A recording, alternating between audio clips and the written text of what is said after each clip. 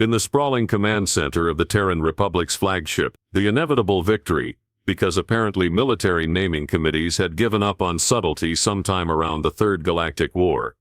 General Vex stood before a holographic display that would make most beings weep with its sheer tactical beauty. The three-dimensional battlefield stretched before him like a deadly chess game, complete with color-coded attack vectors, probability matrices, and enough mathematical precision to make a Vulcarian mathematician have what their species generously called cognitive ecstasy. The general was, by all accounts, a masterpiece of military planning. His service record read like a love letter to the art of warfare: 43 surficial campaigns, 0 tactical failures, and a reputation for creating battle plans so intricate that enemy commanders often surrendered just to avoid having to figure out what the hell he was doing. He was the kind of officer who calculated wind resistance on plasma bolts and factored in the psychological impact of uniform color choices on enemy morale.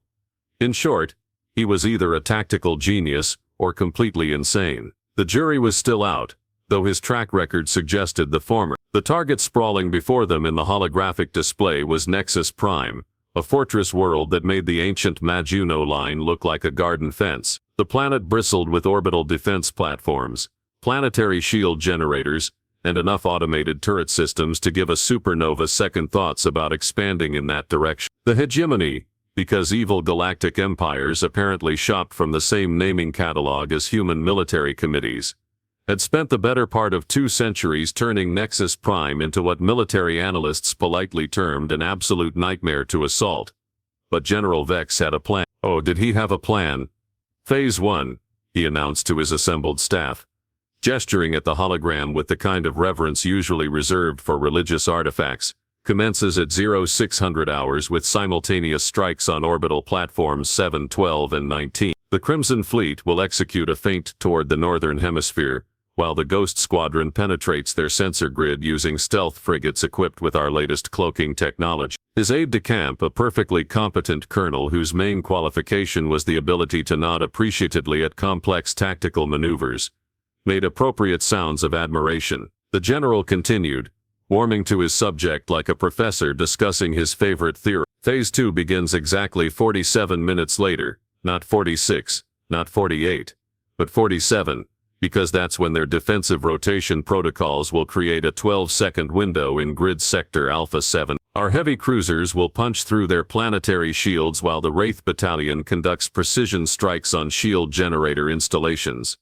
The hologram shifted, showing attack patterns that flowed like lethal ballet choreography. Every movement had been calculated, every timing sequence verified through approximately 14,000 simulations. The general had even factored in the likelihood of equipment malfunction, enemy adaptation, and the statistical probability that someone, somewhere, would accidentally press the wrong button at a crucial moment. Phase 3, he said, his voice taking on the tone of a man describing the artistic merits of a particularly elegant sunset, is where we demonstrate the superiority of human strategic thinking. While the enemy scrambles to respond to our diversionary assaults, the main invasion force, led by our most disciplined and reliable units, will exploit the confusion to establish beachheads on the planet's surface. The beauty of the plan lay not just in its complexity but in its redundancy. Every possible contingency had been considered, every variable accounted for. If the enemy moved left, the plan adapted. If they moved right, the plan adapted. If they decided to paint their ships purple and surrender en masse while singing traditional folk songs, the plan probably had a subsection covering that scenario too. The key, the general explained to his rapt audience, is precision. Every unit knows their role. Every timing sequence has been drilled to perfection.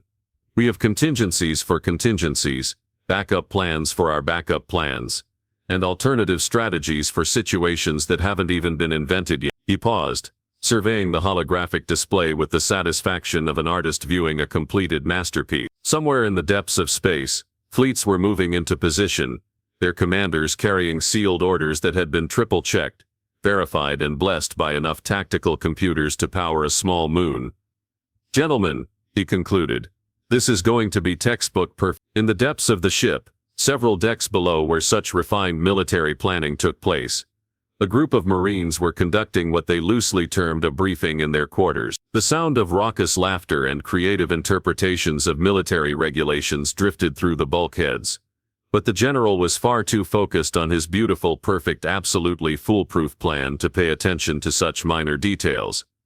After all, what could possibly go wrong? The universe, as it happened, had quite a few suggestions. 4 decks down from the general's pristine command center, in a section of the ship that maintenance crews had presumably forgotten existed, Sergeant First Class Eddie Boom Hendrickson was conducting what the Terran Marine Corps officially classified as a pre-mission brief. What was actually happening bore about as much resemblance to a proper military briefing as a hand grenade bore to a carefully arranged bouquet, which coincidentally was exactly the kind of comparison that appealed to Hendrickson's particular worldview. Hendrickson announced to his assembled squad, balancing a beer that definitely wasn't regulation on one knee while using his other hand to gesture at a tactical display that someone had apparently jury-rigged from spare parts, and what looked suspiciously like components from the rec room's gaming system. Command wants us to hit Beach Landing Zone Echo 7 at precisely 0800 hours for what they're calling a diversionary assault.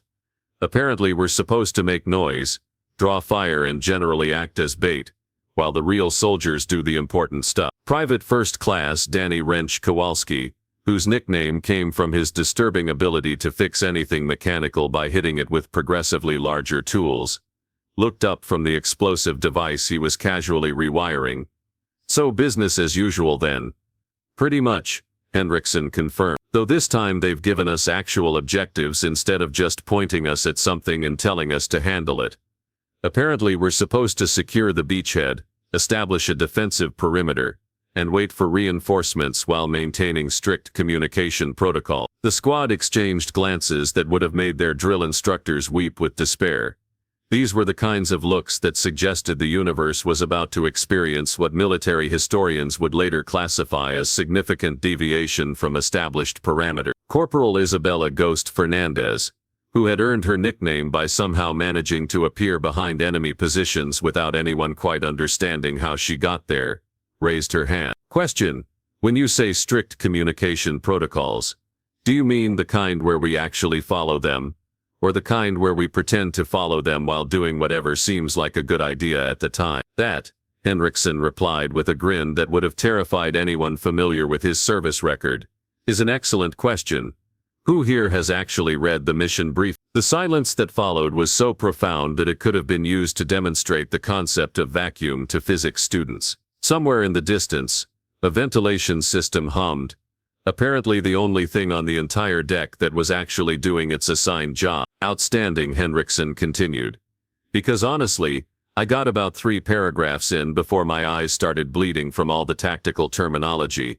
Something about coordinated assault vectors and synchronized deployment sequences. You know, the usual stuff that sounds impressive but basically boils down to shoot the bad guys and try not to die. Lance Corporal Felix Gadget Chen, who had somehow managed to turn a standard-issue combat knife into what appeared to be a multi-tool capable of hacking enemy computer systems, looked up from his latest mechanical creation. Did they mention anything about collateral damage limitation? Funny you should ask, Hendrickson said, consulting a datapad that looked like it had been through several minor explosions. There's about 47 pages of regulations about minimizing structural damage to enemy installations, preserving potential intelligence assets, and maintaining what they call operational discretion. Apparently the general wants this to be a clean, precise operation. The squad's collective laughter suggested they found this concept amusing in the same way that Entropy found the concept of organization mildly entertaining. Here's the thing, Hendrickson continued, once the laughter had died down to mere snickering. Command seems to think we're the kind of unit that follows orders to the letter. Now I don't know where they got that impression, considering our last 3 missions resulted in us accidentally conquering a moon, liberating a prison colony that wasn't supposed to exist, and somehow ending up in possession of a prototype alien battleship that we're still not technically qualified to operate. In our defense, Wrench interjected, that battleship came with really terrible instructions. Who writes an operator's manual in 17 different languages, none of which include basic standard?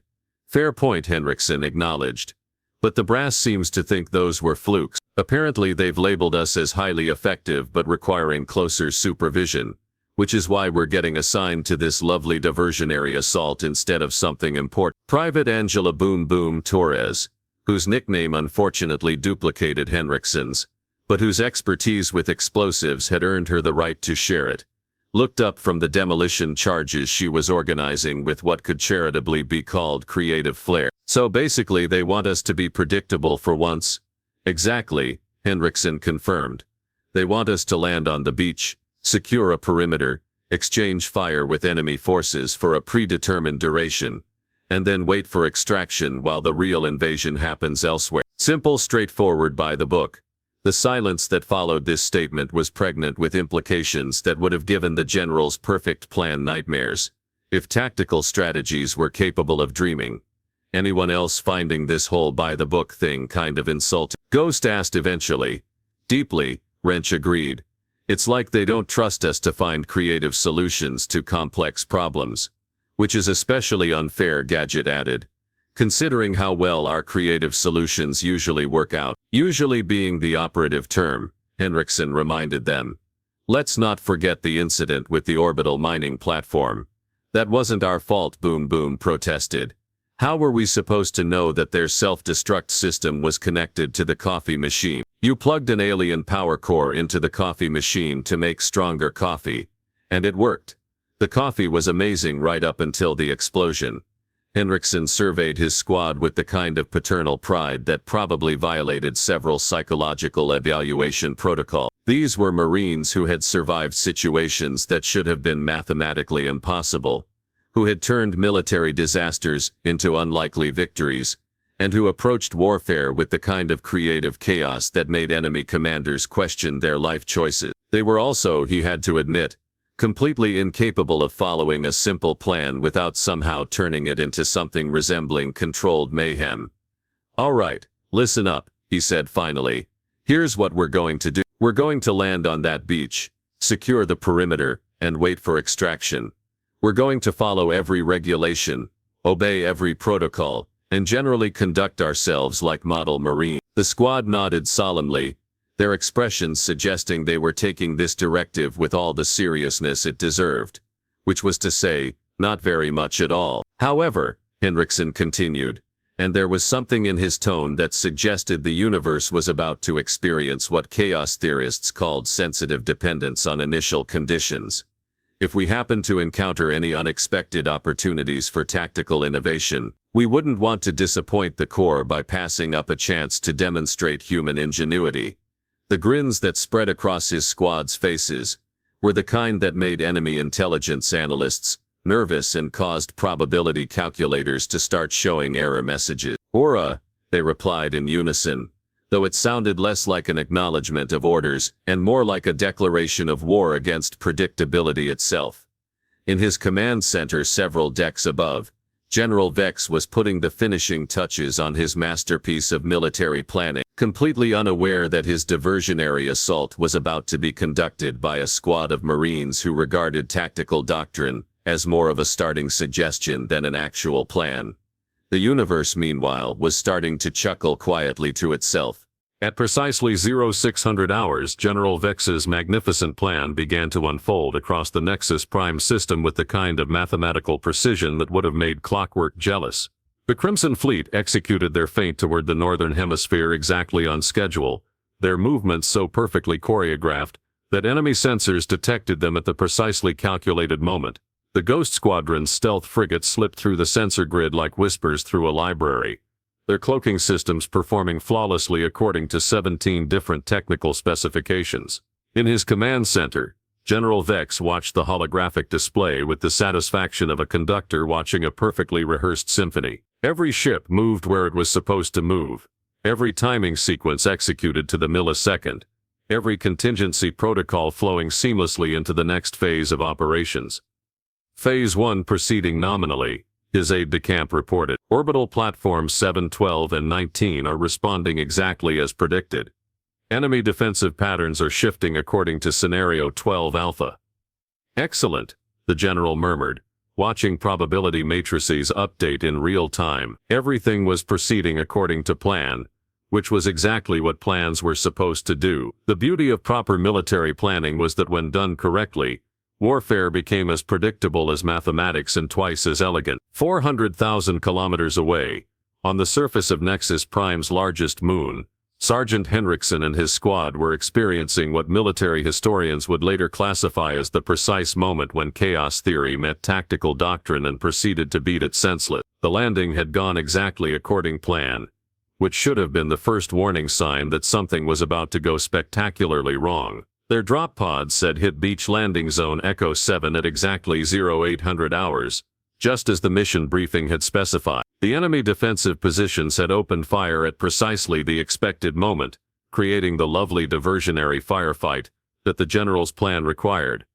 For approximately 37 seconds, everything proceeded exactly as intended. "Well, this is boring," Ghost observed, crouched behind a conveniently placed rock formation while enemy plasma bolts sparked overhead in patterns that suggested the defenders were following their own tactical manual with depressing predictability. "They're shooting at us from exactly where the intelligence briefing said they would, using exactly the weapons loadout that command predicted." "Disgustingly professional," Wrench agreed, returning fire with his standard-issue plasma rifle, while simultaneously using his other hand to scan the enemy fortifications with a device that definitely hadn't come from the standard equipment locker. "Though I'm getting some interesting readings from their power grid. Looks like they've got some kind of centralized system running through that mountain complex." Henriksen paused in the middle of coordinating their defensive perimeter to give Wrench the kind of look that suggested trouble was about to become trouble with a capital T and possibly several exclamation points.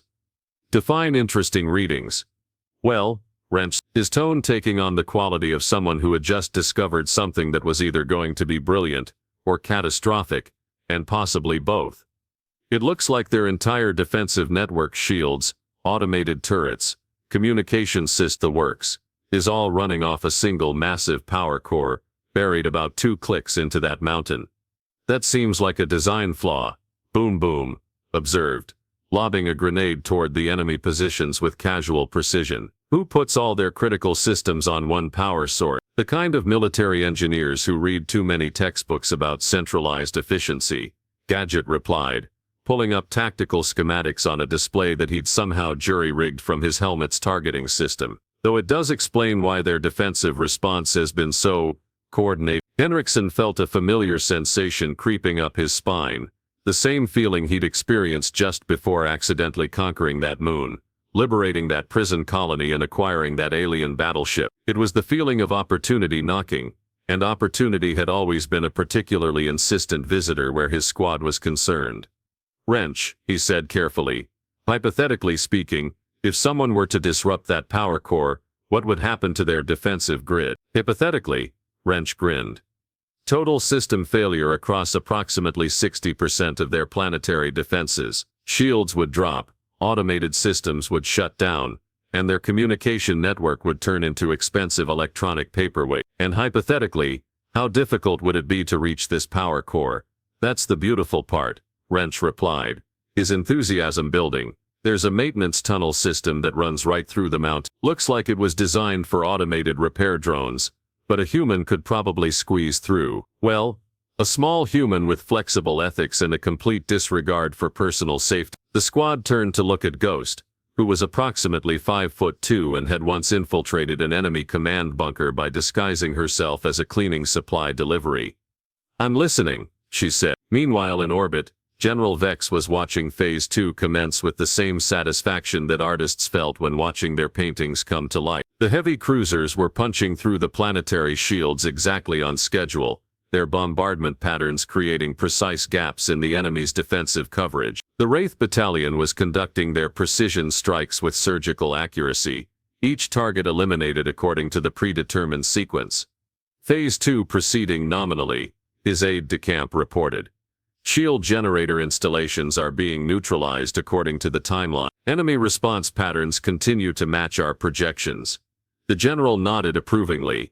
This was how warfare was supposed to function, like a perfectly calibrated machine, with each component performing its designated role in harmony with the greater tactical symphony. Soon Phase 3 would begin, and his carefully positioned main invasion force would exploit the confusion to establish their beachheads. Down on the surface, Henriksen was experiencing what philosophers might call an existential crisis, if existential crises typically involved explosives, and the potential for spectacular military success through completely unauthorized means. "Let me make sure I understand this," he said, watching Ghost disappear into a maintenance access tunnel that looked like it had been designed by someone with a deeply disturbing understanding of claustrophobia. "We're supposed to conduct a simple diversionary assault, but we've accidentally discovered a way to cripple the entire planetary defense grid." "That's a pretty accurate summary," Gadget confirmed, monitoring Ghost's progress through the tunnel system via a communication link that definitely violated about 14 different security protocols. "And if we exploit this opportunity,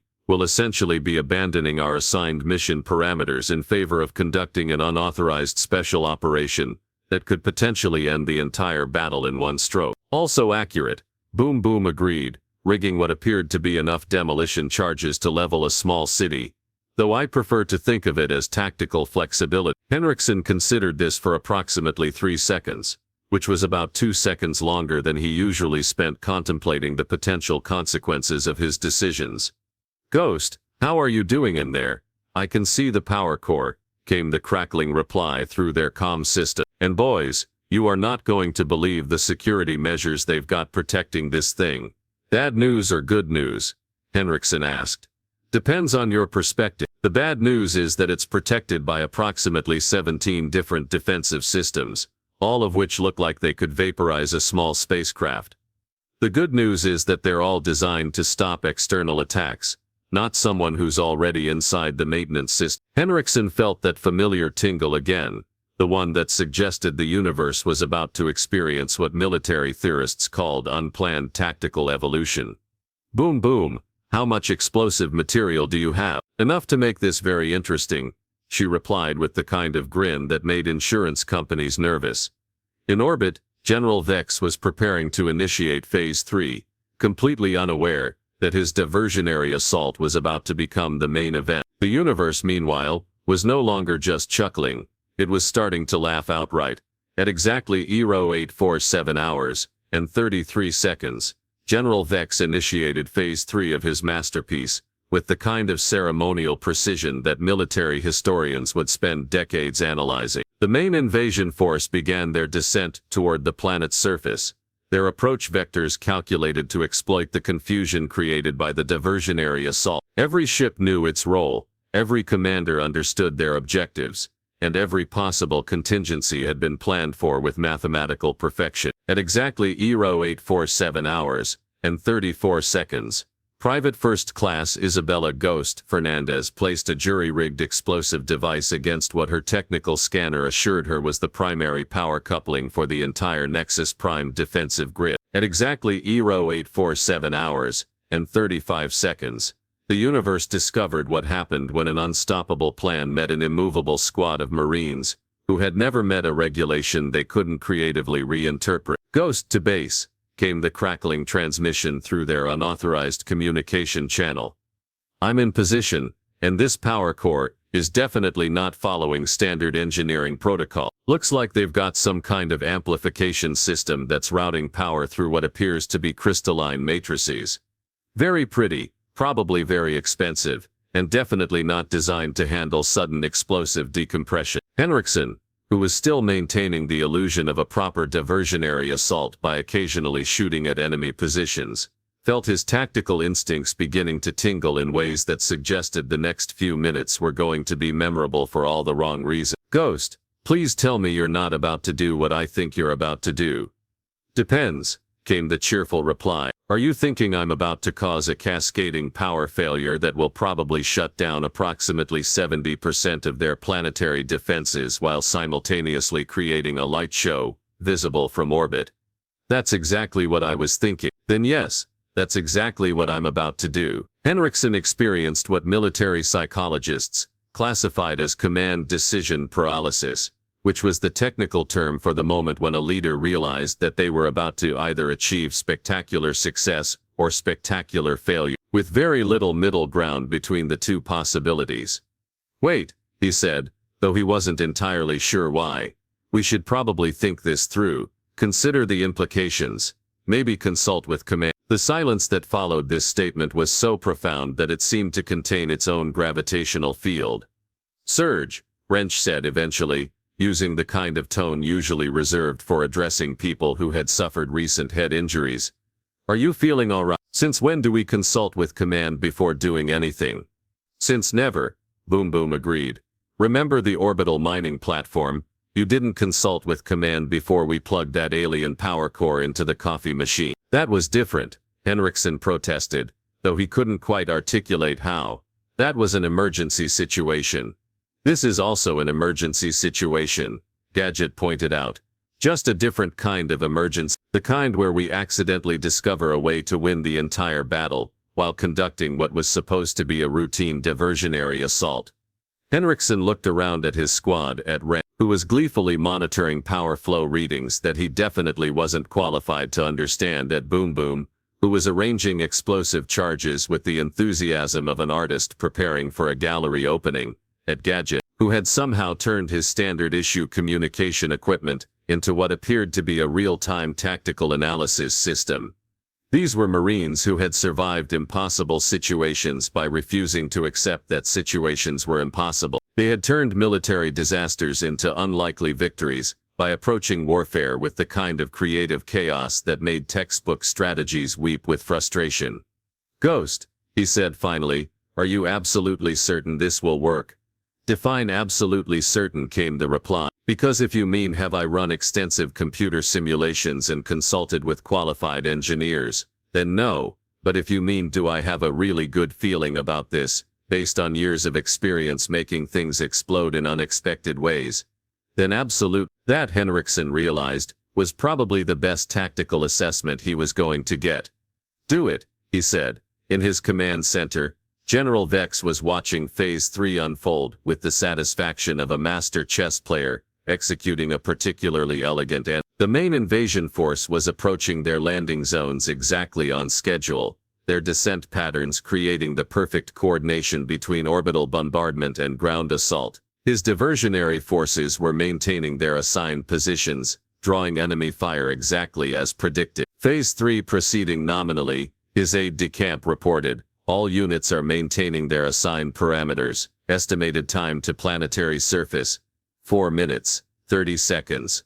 The general nodded, already mentally composing his after-action report. This would be studied in military academies for generations, a perfect example of how proper planning, precise execution, and disciplined coordination could overcome any defensive position, no matter how well fortified. At that exact moment, the entire Nexus Prime defensive grid experienced what technical manuals would later classify as total systematic failure, due to unexpected internal disruption. The first sign that something was wrong came when the planetary shield's massive energy barriers that had protected the world for 2 centuries, simply vanished. Not gradually, not in sections, but all at once, as if someone had thrown a switch labeled planetary defense. The second sign came when approximately 60% of the automated defense turrets stopped shooting and began what could charitably be described as aggressive mechanical seizures. Plasma cannons spun wildly on their mounts, missile launchers began firing at random trajectories, and point defense systems started targeting their own installations.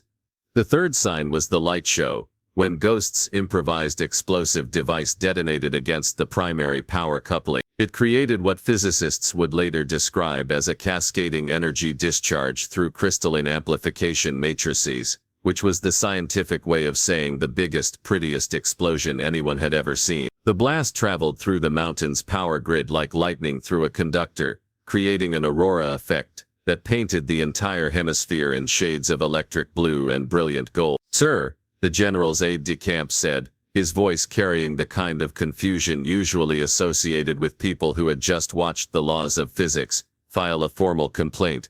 "We're getting some unusual readings from the planetary surface." "Define unusual," the general replied, though something in his tactical instincts was beginning to suggest that his perfect plan was about to encounter what military theorists called unplanned variables.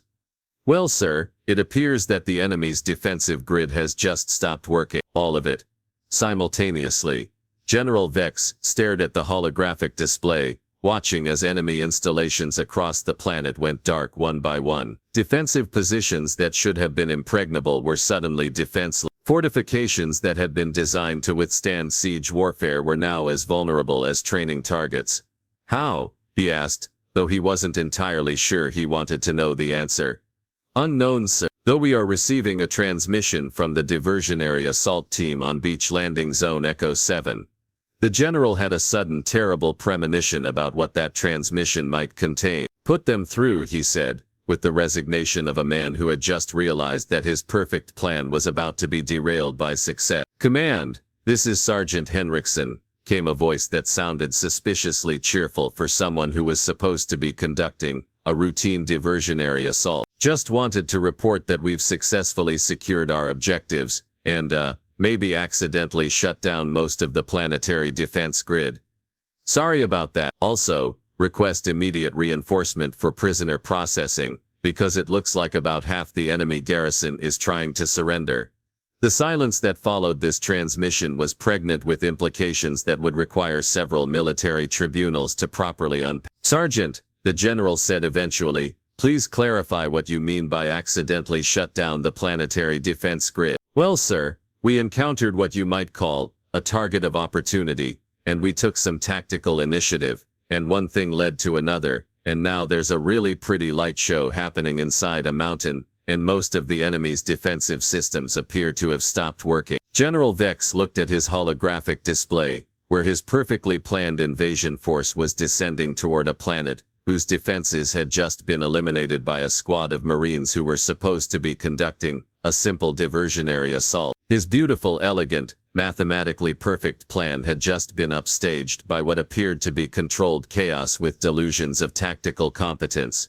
Sir, his aide-de-camp ventured. Order? The general considered this question for a long moment, watching as his main invasion force encountered virtually no resistance as they established their beachhead. The battle that was supposed to take days was effectively over, won not through superior strategy or overwhelming force, but because a squad of Marines had decided that following orders was optional when presented with a more interesting alternative. Signal all units, he said finally, with the tone of a man who had just learned that the universe had a sense of humor, and it was apparently directed at him personally. Expedite landing operations, and prepare for rapid planetary pacification. It appears that our diversionary assault has become the main assault. As he watched his forces secure a victory that should have been impossible, General Vex made a mental note to himself. In future operations he would need to account for the possibility that human unpredictability might be their most potent weapon. After all, no enemy could plan for tactics that the attackers were making up as they went along. Down on the surface of Nexus Prime, Sergeant Henriksen was conducting what he generously termed a tactical assessment, while his squad organized this surprisingly large number of enemy personnel who had decided that surrender was preferable to dealing with whatever had just happened to their defensive grid. So, Wrench said, observing the systematic shutdown of enemy installations across the horizon. Think they'll give us medals for this, or court-martial us? Boom Boom suggested cheerfully. Maybe both, Gadget added.